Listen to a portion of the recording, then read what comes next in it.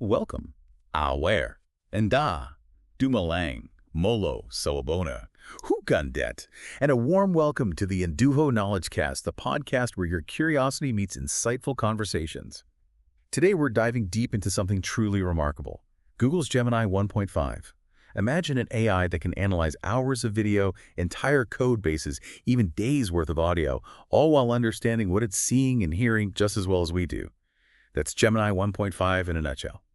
And joining us on this deep dive is our expert, who's going to help us understand just how revolutionary this is. So what's the most mind-blowing thing about Gemini 1.5 for you? For me, it's the way this new Gemini processes information. It's not just about handling huge amounts of data. It's about genuinely understanding it. You know what I mean? We're talking about an AI that can, let's say, watch a documentary, read an article, analyze code from a software project, all at the same time, and then actually connect the dots between them. It's drawing unique conclusions, which is pretty amazing. Okay, so let's unpack Gemini 1.5 a bit. We've got these two main versions, right? The Pro and the Flash. For somebody who's just tuning in and hearing about this for the first time, what's the difference between the two? Well, I like to think of Gemini 1.5 Pro as the powerhouse. Like if you need some serious heavy lifting done, that's the one you go for. It's built for those complex tasks that demand a lot of power. Then you've got Gemini 1.5 Flash. Now, Flash is all about speed and efficiency. When you need those results fast, Flash is your go-to guy. I see. And this term multimodal keeps popping up in the material I shared. It's almost like Gemini is multilingual, but instead of different languages, it's different types of data. Text, video, audio, even code. I'm on the right track here. Absolutely. You're spot on. Imagine you're trying to explain something quite complex. You'd probably use a bunch of different things. Words, gestures, your tone of voice, right? They all contribute to getting your meaning across. Well, Gemini 1.5 is kind of similar. It doesn't just see each of these data types in isolation, it blends them together. It's like weaving a tapestry. And that's how it gets this much richer understanding of the information. And get this, it can handle something like, are you ready for this? 10 million tokens. To put that into perspective, that's like feeding it multiple novels, a whole season of your favorite show, and a day-long podcast all at once. Yeah, and that's what makes this so groundbreaking. I mean, previous models were limited to a few 100,000, maybe? Yeah. This just changes the game completely with that processing capacity. And of course, it has huge implications for how we actually use AI to solve problems in the real world. So it's big, it's multimodal, but the question everyone's asking is, can it deliver?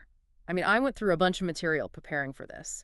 And while there are a ton of technical benchmarks, I'm really curious to hear you break down what those numbers actually mean. Those benchmarks, they're really telling a story here. This isn't just hype. Let's say you need to find very specific information, but within a massive data set. It's like that classic needle in a haystack analogy, but on a, well, colossal scale. And Gemini 1.5 just blows its predecessors out of the water. We're talking near perfect recall, even when dealing with millions of tokens. So not only is the haystack exponentially bigger, it's also finding that needle much faster. Exactly. And more importantly, it's consistently finding the right needle. But beyond just these benchmarks, the magic happens when you apply this to real-world situations. For professionals in data-heavy fields, like, say, finance or research, think about how much time they could save if they didn't have to manually go through mountains of information. I mean, that's incredible. What kind of time savings are we actually talking about here? Well, studies have shown in some cases we're talking about a 26% to 75% reduction in time spent on certain tasks. Now imagine what professionals could do with all that extra time. It's not just about working faster, it's about working smarter, right? They could focus on strategizing, innovating, those tasks that really require their expertise. That's a game changer. Do you have any specific examples of tasks where Gemini 1.5 could make a really significant difference? Sure. Imagine a lawyer preparing for a trial. They're buried in documents, legal documents, case files, precedents. It's overwhelming. But Gemini 1.5 can analyze all of that. And I mean all of it. It can pinpoint the most relevant details and present them in a way that's actually easy to digest. And this isn't just limited to law. The same principle applies to medicine, finance, research, any field where you've got information overload. That's mind-blowing. But how does it actually work? What's the engine under the hood driving all of this? At its heart, Gemini 1.5 uses what's called a sparse mixture of experts transformer, or MOE for short. MOE. Sounds a bit technical. Could you break that down for us a little? Okay, so think of it like this.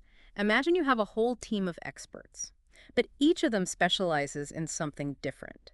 Now, if you have a specific task that needs doing, you wouldn't call on every single expert, right? You'd put together a smaller team, just the ones best equipped for that job. Well, that's the beauty of this MOE architecture. It activates only the parts of its neural network that are actually needed for that particular task. So it's like having all these specialists on call, but only the ones with the right skills clock in for the job. Exactly. And that makes it so efficient. It can handle these massive amounts of data we've been talking about without needing tons and tons of computing power. That makes sense. But speaking of massive amounts of data, to train something this advanced, you'd need an incredible amount of information. What kind of data fuels this AI engine? You're absolutely right. To train a model of this scale, you need a massive, diverse data set. I'm talking text, code, images, audio, video, a bit of everything, really. And it's not just any data. It has to be high quality, meticulously curated data that accurately reflects all the complexities of the real world. So it's like sending this AI to the ultimate school. Courses on literally every subject you can think of. How does Google even begin to process that much data? I can't even wrap my head around it. That's where Google's TPU-v4 accelerators come into play. They're like these specialized hardware units specifically designed for the demands of AI training. Think of them like supercomputers for AI. They can process huge data sets with incredible speed and efficiency. So it's like building this ultimate AI dream team. You've got the expert team, the MOE, then the training data, the ultimate school, and the supercomputer to process it all, the TPU-v4. But this is just the technical side, right? I'm really keen to dive into some real-world examples of what Gemini 1.5 can actually do. What are some of the most interesting applications you've come across? Oh, there are so many.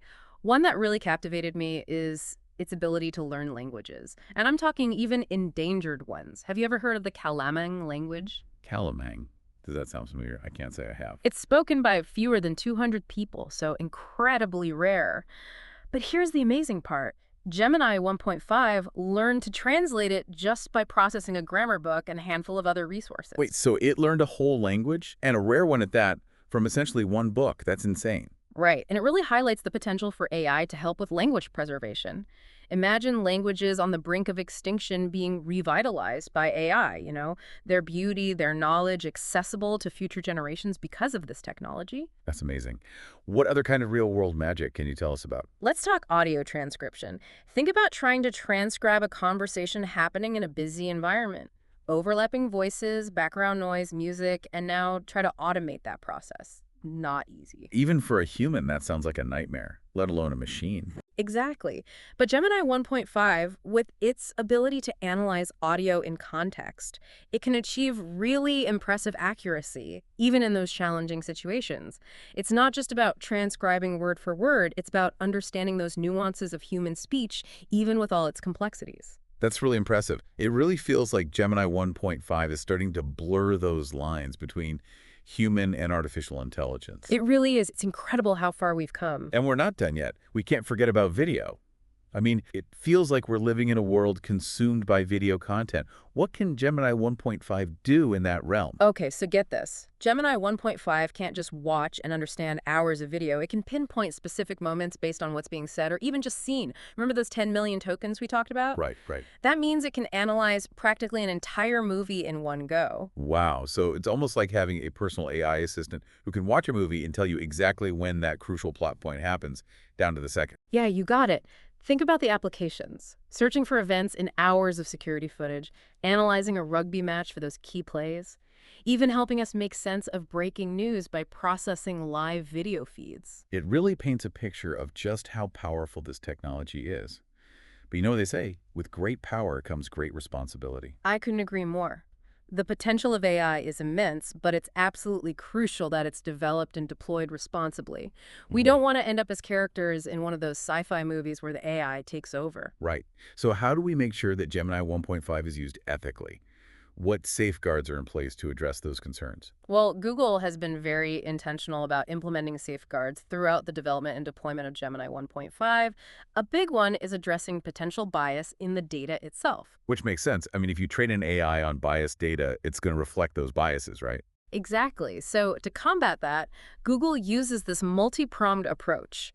They really curate that training data meticulously. They use techniques to identify and correct bias, and they continuously monitor the model's outputs for any signs of, well, any unintended bias creeping in. It's definitely an ongoing process. So it's about making sure the AI itself is as fair and impartial as possible. And that starts with the data it learns from being a fair representation of the world. Precisely. But it doesn't stop there. Another really important safeguard is ensuring safe decision-making. Remember we were talking about Gemini 1.5 being used in fields like medicine or law? Yeah, high-stakes stuff. Absolutely. High-stakes domains where even small errors can have huge consequences. Absolutely. You don't want AI making life-altering decisions with no human oversight. Exactly. And that's why, while Gemini 1.5 can analyze all this complex data and offer these incredible insights, that final decision-making power, it always rests with human experts. It's not about replacing human judgment, it's about augmenting it. That's good to hear. So it's about humans and AI working together, effectively and ethically. That's it. And to help build that collaboration, transparency is key. Google's been very open about the inner workings of Gemini 1.5, how it was developed, the data it was trained on, the safeguards in place, everything. It's like they're saying, look, we've got nothing to hide. We want you to feel confident in how this is being used. Exactly. And that level of transparency is crucial for building trust. Not just with users, but with, well, society as a whole. It's about making sure we have this collaborative and ethical approach to developing AI. So if this is where we are now, what does the future hold for AI? Any predictions you're brave enough to share? Well, predicting the future is always a bit risky, but there are a few really exciting possibilities on the horizon. One area of research that's really hot right now is focused on expanding what we call the context window even further. You mean those 10 million tokens we talked about? That's not enough. It's already analyzing entire movies. Right. But imagine an AI that can analyze years, even decades worth of data. Imagine the insights we could gain from analyzing entire libraries, historical records, even the entire internet. Okay, now that is next level. It's called long context AI, and it's a super fascinating field. Wow. What else is cooking in the future of AI? Another really cool avenue is what we call deeper multimodal fusion. Remember we were talking about Gemini 1.5's ability to process all these different types of data together? Well, now imagine a future where AI can understand and synthesize those data types even more seamlessly, like blurring the lines between text, audio, video, even sensory data. It's almost like teaching AI to experience the world a bit more like we do through all our senses. You got it. And that kind of advancement could lead to some major breakthroughs in robotics, virtual reality, even prosthetics. Imagine a prosthetic limb that responds not just to your movements, but to your thoughts and intentions. Now that is straight out of science fiction. Any other predictions before we start to wrap things up? You know, I think the most profound shift we're about to see is AI evolving from a tool into a true partner. A partner. I'm not sure I'm ready to start taking relationship advice from an AI. Huh. I get it, but I'm not talking about replacing human connection or anything like that. I mean, AI collaborating with us on a much deeper level. Think about it. AI helping us unlock new levels of creativity, solve some of the world's most complex problems, even push the boundaries of human knowledge. The potential is huge. So we're moving beyond AI as a tool to AI as a collaborator, working alongside us to achieve these incredible things. Exactly, and it's an incredibly exciting time. Just imagine what we can accomplish when you combine the raw analytical power of AI with those uniquely human qualities like creativity, intuition, empathy. It's like we're on the verge of a new renaissance, but this time it's powered by AI. I love that. And just like any renaissance, it's a time of incredible possibility. But it also means we have to really think carefully about the ethical and societal implications of these powerful technologies. I need to make sure we're steering this ship in the right direction. Yeah, 100%. For anyone listening who's excited about the future of AI, but maybe a little intimidated by it all, my advice is this. Embrace the possibilities, but don't be afraid to ask the tough questions. The future of AI isn't set in stone. It's being shaped right now by developers, researchers, policymakers, and yeah, even everyday users like you and me. By staying informed, participating in these conversations, and demanding responsible development, we can help ensure that this technology really does reach its full potential in a way that benefits all of humanity. Those are some wise words to end on. It really does. It feels like we're standing on the edge of something new, something big. It really does. And like with any uncharted territory, it comes with, challenges and opportunities, right? This has been incredible. As we wrap up our deep dive into Gemini 1.5, is there one I guess, one key takeaway you'd want our listeners to walk away with? I think the most important thing to remember is that AI, even something as advanced as Gemini is, it's ultimately a tool. And its impact, good or bad, really depends on how we choose to use it, right? That's a really powerful thought to end on. It's been amazing exploring the capabilities of Gemini 1.5 from, like you said, analyzing these massive data sets to, who knows, maybe revolutionizing how we interact with information altogether. It really has.